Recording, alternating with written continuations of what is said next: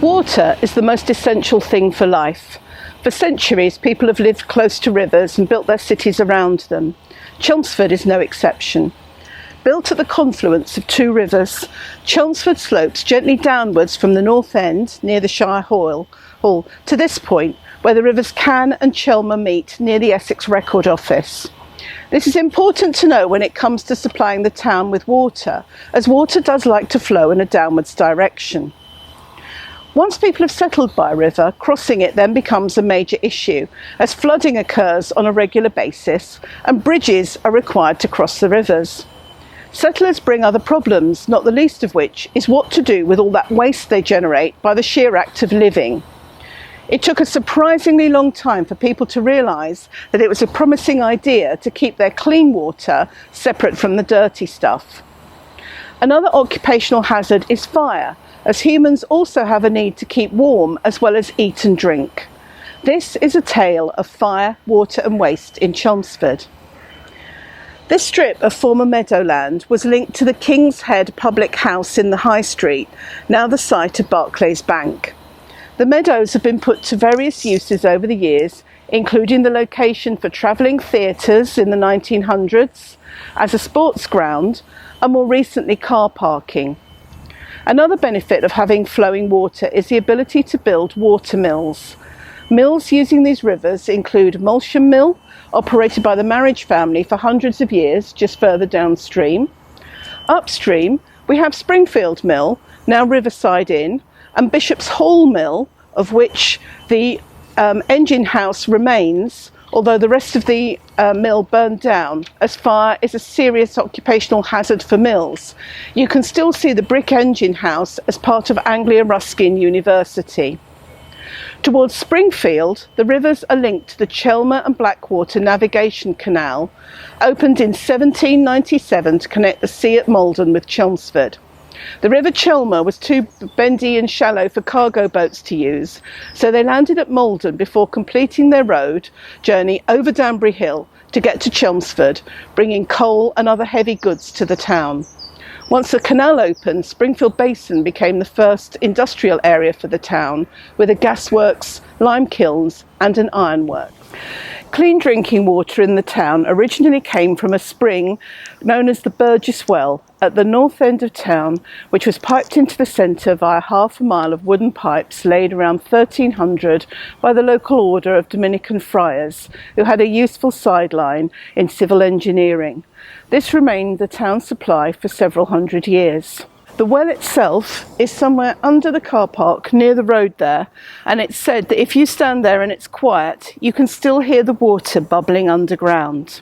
Kelly's Directory noted that the Burgess Well was an artesian well 600 feet deep, with water conveyed into the well by gravitation to a reservoir capable of holding 112,000 gallons, which also supplied the two conduits in the town, the Admiral's Park Spring, the water tower and reservoir. The water supply wasn't always guaranteed though. By 1896 there was a general water shortage, with houses in the town supplied with water for only 3 hours a day.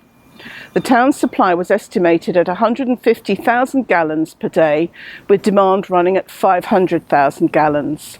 So by 1929 the Sandford Mill Waterworks opened, with water delivered by the mains to a reservoir at Longstomps. Water piped in from the well surfaced here at the north end of the town in what was once called Market Square, but since 1852 has been known as Tyndall Square. By 1669, the elm pipes carrying water from the Burgess Well to the town were rotten, leaking and blocked up with mud and rubble. The conduit was always well marked. For example, in the 1680s there was a structure at the conduit head. Piped water entered a frame with a painted door, decorated with the royal arms, passing through a clockwork mechanism, then gushing out freely through the town via an open water channel in the High Street. In 1747, the flow was about 85 gallons a minute. 3 footbridges were constructed across the water channel in the High Street, one in front of the Bell Inn to the Little Cross, another in Middle Row between the White Hart and the Great Cross, what we now call Shire Passage, and a third one opposite the Black Boy. At points in the High Street, the conduit flowed underneath Middle Row, emerging from beneath the Half Moon Inn. Between 1804 and 1814, the conduit head was marked with a 6-foot code stone statue of a naiad.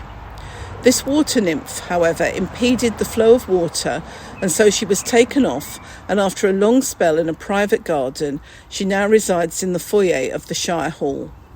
This painting by Philip Reinagel shows the naiad in situ in Market Square, as well as a man carrying 2 buckets of water on his shoulders. After the naiad was removed in 1814, she was replaced by a distinctive dome canopy with 6 Tuscan columns called a rotunda. From this fountainhead, water then flowed down the High Street in an open gutter down to the south end near the junction with Springfield Road, where it entered a waterway known as the Gullet, linking the rivers Chelmer and Cann. By the 17th century, this channel of water was being used as an open sewer along the length of the High Street. The rotunda remained there until 1852, when it was moved down the High Street to the junction with Springfield Road to make way for a statue of Judge Tyndall.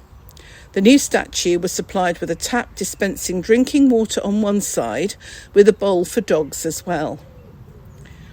The town dung hill was here, although it was eventually moved, and one of the first buildings to be built on the site was known locally as Dung Hill Hall. In 1860, the town had a new Board of Health chaired by Lady Jane Mildmay's son, the Reverend Carew Anthony St John Mildmay. The open water channel had been filled in and replaced with 9,000 feet of public sewers.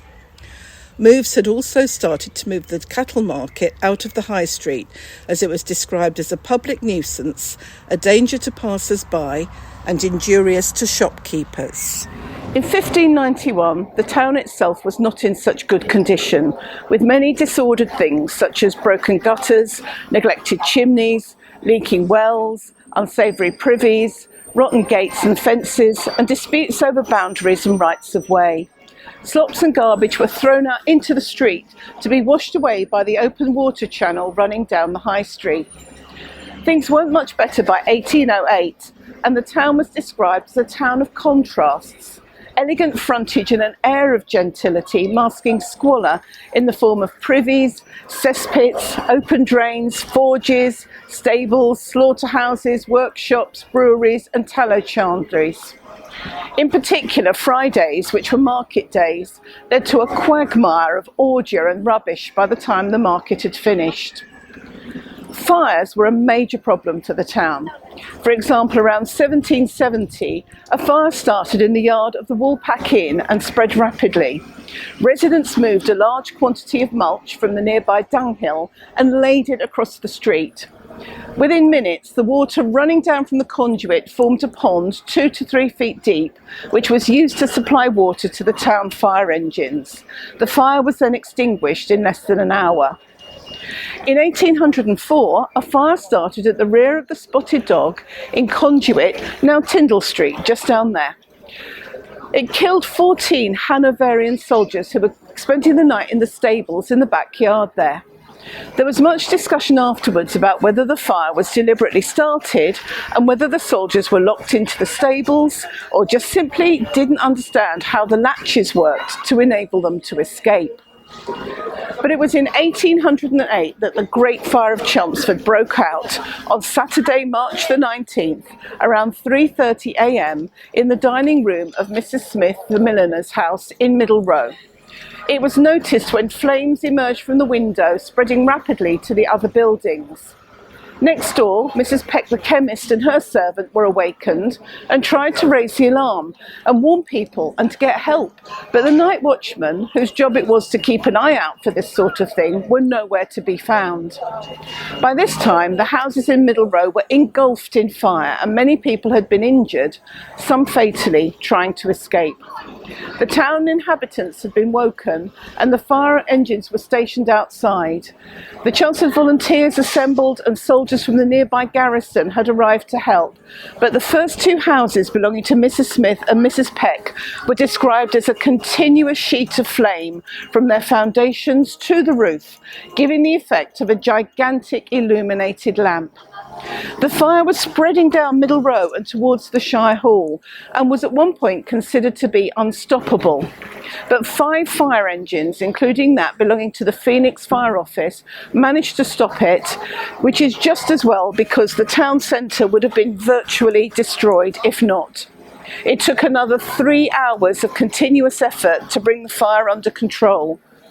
Houses on the opposite side of the High Street, including that of Mr. Kellam's agent to the Phoenix Fire Office, were saved due to the efforts of around 100 men who were stationed down his yard all the way to the river, and who passed a chain of buckets back and forth to provide water to dampen down the fronts of the houses and the shop shutters. The 3 women who died in the Great Fire have a joint tombstone in Chelmsford Cemetery. Mary Ann Woolmer and Mary Elizabeth Eve died during the fire, whilst Mary Smith, in whose house the fire started, died a week later from her injuries. New London Road was built to provide a more fashionable entrance to the town from the London direction, with Molsham Street running parallel, being the old London Road. As with all rivers, a bridge was built over this river Can to allow people and traffic to cross, and an iron bridge was constructed by James Fenton in 1840. However, the 1888 floods destroyed the bridge, completely washing it away and leaving the river uncrossable until a replacement was built in 1890. The location of this bridge is remarkably close to the entrance of Chelmsford's original purpose-built theatre, which was accessed just across the river there through a gateway topped with a phoenix through ornamental gardens. Since medieval times, a Friday market has been held in the High Street. The street would have been busy and congested with products such as corn, poultry, fish, meat, cheese, eggs and butter sold. At the end of the day, the conduit stream, which ran down here and into a gullet just behind here, would have been completely clogged with rubbish, and dung would have been heaped by the doorways before being cast out into the street. The Manor Court decreed that rubbish was to be taken away every 3 weeks and at least 2 days before the assizes courts and religious festivals. The Black Boy Inn on the corner was described as an inn of the first respectability, with 12 bedrooms, a ballroom 52 feet by 19, and enough stabling for 45 horses. The yard at one time housed the new fire office. This began to advertise in Essex in 1782 and appointed a Chelmsford agent, the goldsmith and auctioneer Robert Kellam, in 1781. In 1785 it changed its name to the Phoenix Assurance Company. To start with, it only had buckets, but by 1786 it also had a fire engine. When the Black Boy Inn was demolished in 1857, Gray's Brewery extended its presence from next door and traded there until 1954. When they moved to Rignall's Lane in Gallywood, they took with them a statue of a phoenix from the Phoenix Fire Insurance Company. The rotunda, which had been linked to the conduit, was there at the junction of Springfield Road and the High Street from 1852 until 1940, when it was removed because it was causing an obstruction to traffic. It was relocated into Tower Gardens, named after the now defunct water tower, in Admiral's Park, where it remains to this day. The original 1372 three-arched bridge soon became too narrow for the increasing traffic and was replaced in 1787 by this single-arched bridge designed by county architect John Johnson, whose image can now be seen on the wall of Cater House looking on his bridge. The county jail was built at this site in 1658, partly because it was right next to the river. And this was a simple solution to the issue of what to do with the prisoners' doings, because what they did was they built the privies over the river, so the waste simply dropped into the river to be washed away. Sewers were eventually built at the jail, but this turned out to be quite fortuitous for the prisoners in many ways, not just because it made things healthier, but also because they often tried to escape through the sewers, as for example in 1817, when 11 prisoners managed to escape in this way. Today, we have a constant clean water supply from our taps. Our rivers are clean and we have a system of sewers to remove waste. There's no dunghill or cattle market in the high street. We have fire engines to deal with any fires that break out.